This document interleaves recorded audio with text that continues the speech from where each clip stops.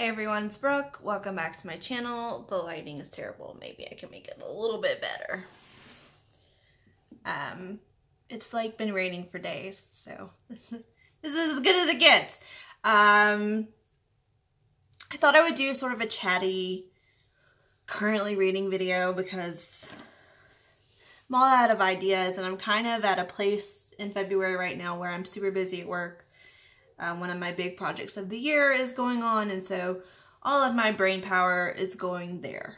So everything else is just kind of mush. But I am reading at a slightly slower pace in the second half of February.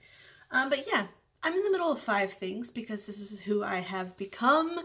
And so I'll just kind of go through them. I'm also in the middle of redoing my shelves, so they're at a bit of a mess right now.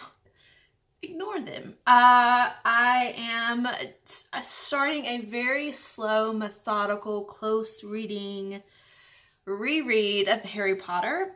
I am about halfway through the first book. I don't really have the same kind of nostalgia a lot of people have about or surrounding Harry Potter because I didn't really read it as a kid. The first book came out in the US, I think in '98, and in 1998, I was a 14-year-old starting high school, so I thought I was like the shit and way too good to read anything that wasn't adult horror. So yeah, I think in high school I did read the first book, but never continued on. I didn't read the series until right before the 7th book came out, when like it was towards the end of college and like everyone where I worked was reading it, so we were all just kind of doing this big pass the books around thing before the release of the 7th. And then I remember the day the 7th released, we were bus drivers, is what I did. And so like all of us who were driving that PM shift, like every time we possibly could, we would all have the 7th book out and we'd read like 5 minutes at a time here and there. And if we met up at different bus stops, we would get off our buses and go out and like chat about where we were. And it's one of the best memories I have around books ever. But I think my nostalgia is slightly different than like what it would have felt like to really sort of come of age with these books.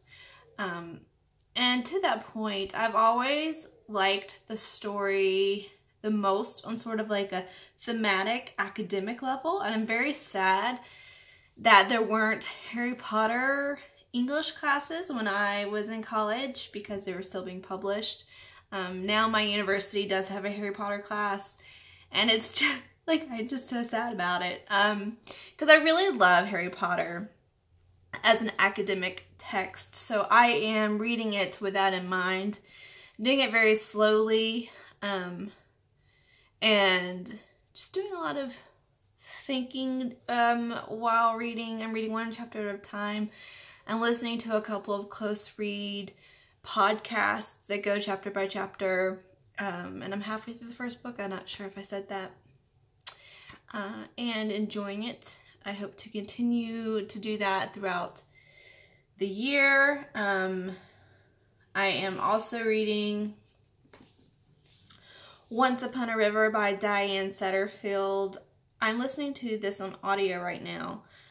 Juliet Stevenson reads the audio, and I'm enjoying her narration. Although I like her when she's doing the narrator parts. Like, she's a very soothing, lovely voice. But like, I don't really love her character voices, particularly the voice she does for the sort of main child so far. Like, it really bugs me. But not enough. He's not in it enough for me not to enjoy the audio. Just throwing that out there. So yeah, it's an audiobook I'm taking my time with and only doing a little bit a day. Like, I'm only 64 pages into the story right now. I have never read Diane Setterfield, so I have had both her books and unhauled both her books over the years without reading them. I don't know why. There's like this roadblock in my mind where it comes to Diane Setterfield. I think the 13th Tale was just so beloved by everybody that I got kind of scared and didn't continue its storming. Or didn't, it scared me. And I was like, oh, I hate it. I'm so glad to have picked up Once Upon a River, though. I think I've seen some praise for it, but there's a lot less hype, and it's so good so far. Like, I love the way she writes.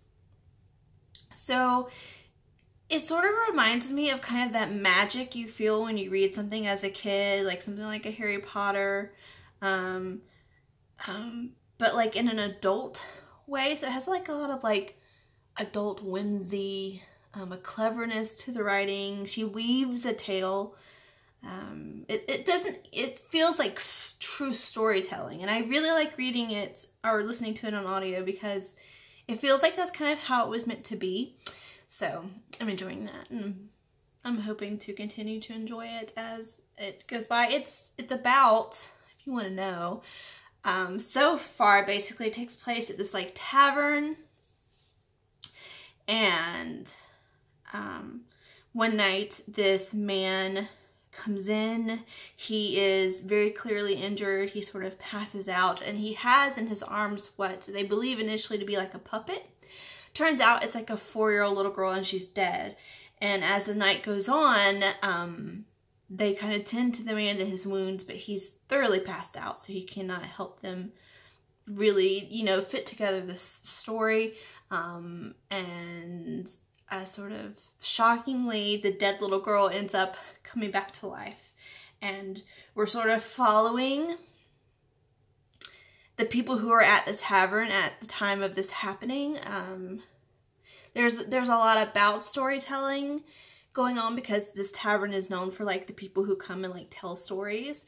And they're just the way Diane Setterfield like, so there's this just collection of people, and like she'll like randomly go down a path with one of them and like kind of talk about their backstory, where they come from, and it's so fascinating. It almost feels like you kind of it's almost like dreamlike, where you kind of dream about this person's backstory and then you wake up and you're back in the present like story timeline. I don't know, it's very I just really like it. It has a very much of a kind of a whimsical dreamlike quality, but her writing is really gorgeous and really you can just feel the talent oozing from her words. So I look forward to where the book continues. I'm reading 3 physical books right now, very slowly. One is a Polaris Rising by Jessie Mihalik. I had been listening to this in audio, or started it on audio, listened to a couple chapters, but didn't like the narrator. She just had this weird breathing cadence that got on my nerves and took away my enjoyment. But I'm reading it now, just the paper copy. This is like a action adventure sci-fi romance. So I'm really looking forward to it. It's a space adventure where like there's these big kind of wealthy families that kind of run space, and our main character, whose name Ada, she's kind of on the run from her family. She's been sort of kind of betrothed to like a rival family person. She doesn't want any part of any of this, but there are people after her, and there's going to be romance, and so I'm just here for it. I think it's going to be fun. We can all use a little fun in our lives. So that's kind of my more like fast-paced, fun story. And then because I wanted to put some adult like literary fiction into the mix, I picked up Sally Rooney's Conversations with Friends. And I've been very wary about picking up Sally Rooney. If you look at my Goodreads and the people that I'm like friends with or follow, like the ratings are across the board. Like every single star rating, multiple people have given 1 stars and 2 stars and 3 stars and 4 stars and 5 stars, and I just like can't tell where I'll fall. I did know going in that the characters weren't going to be super likable, and that the main character, kind of the voice Frances, that she would have a relationship with money that would probably piss me off.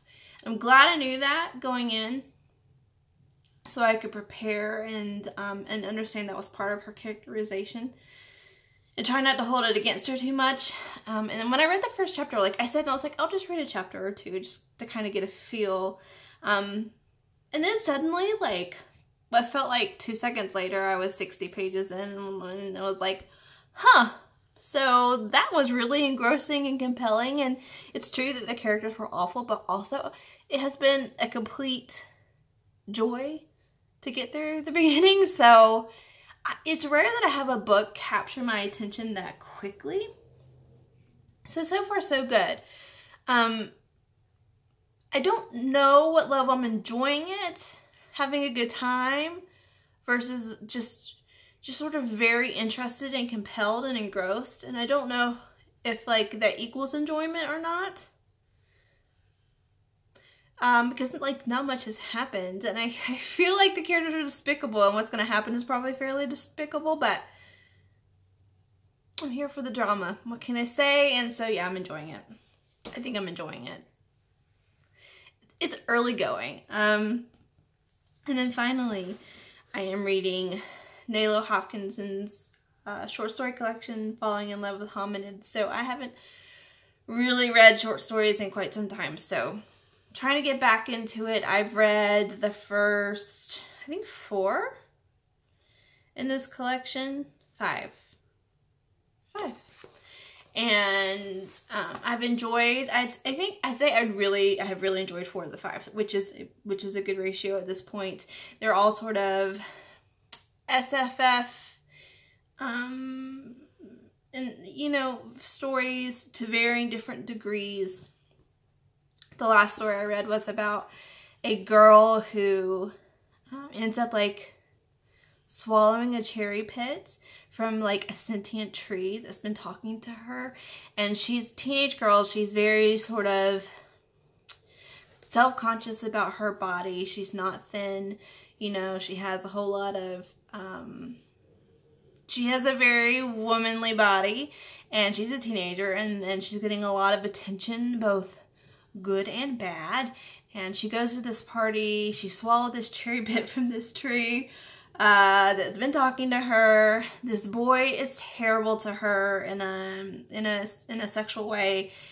She ends up in a closet with him as these kind of party games end up being, and he gets very rapey with her. And there's been this voice talking to her in her head, and then as he's like basically attacking her, she like shifts into this dragon and scares the fuck out of the kid. The closet opens and he's like, oh my god, it's a monster. And like everyone's just like sees her for who she is, but he's the only one who really sees her manifested as this dragon. But she feels like the dragon. She feels it in herself too. And then she ends up like coughing up the cherry pit, and he's like, she's returned to her normal form, and to the kid, and he's like, how did you do that? And she just, you know, just like whatever, you know, goes about her business, and decides to swallow the cherry pit again, because who knows when you'll need to turn to a dragon against shitty boys. So it was a good story, and I enjoyed it a lot. I don't know if my retelling of it did not do it justice, but I didn't want to give away all of the little beats in case you want to pick this collection up. I also really like about this is that Nalo Hopkinson includes like a little bit of an explanation before each story that kind of gives you an idea of where she got the idea for the story from. So like, and sometimes it's that long and sometimes it's not. But it's always just a little bit of an indication of how she kind of got the idea from. So yeah, so that's what I'm reading. And I'm also listening to another audiobook. There's 6 books, I lied. I'm listening to Slayer by Kiersten White, which is like this new book in the Buffyverse. And I have mixed feelings about it. I don't think it's as terrible as some people think that it is. But I do have a couple of problems with it. But it's a really fast, quick, fun read that I can't listen to Once Upon a River at work because my work project requires too much of my brain. And I want to really focus on that. Whereas like Slayer by Kiersten White is something that I can listen to at work while I'm doing my project. Certain parts of my project anyway. So it's filling that void. Yeah. Anyway, that's kind of where my reading and my life is at. My birthday is Sunday. I'll be 35. It's fine. And I'm hoping to finish some of these books this week. Start some new books next week. What are you reading? Let me know in the comments. Bye, guys.